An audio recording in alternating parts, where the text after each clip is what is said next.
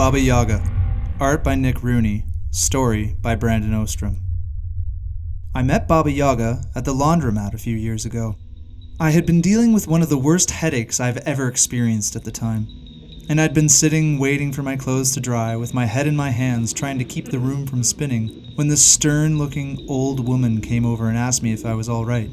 I told her that I wasn't, and then strangely enough, even though I'd never seen this woman before and I'm not usually all that open with strangers, I told her everything that had happened.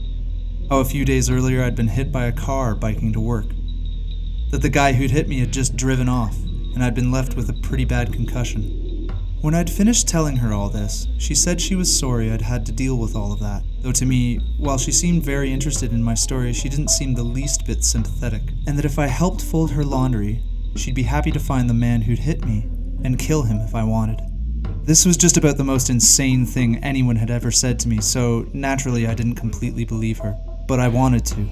To have someone hurt you like that, and for there to be no consequence, that's not right. So because of all that, and probably also because I was lonely and bored and hadn't left my apartment in days, I did what she asked. I folded all the clothes, and when I was done she thanked me and we went our separate ways. The next day I wrote the whole strange episode off as my having taken too many painkillers that day, and then I got on with my life, until news of the murder came out a few months later.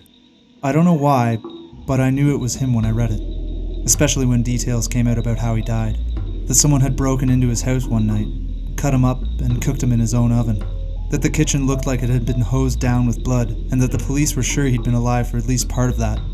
At the time of writing this, there's still no word on the whereabouts of his wife and their 2 kids. I've described this old woman to a friend of mine, and the art opposite this is what he drew. I think it's a very good likeness. I should know. I see that face almost every night.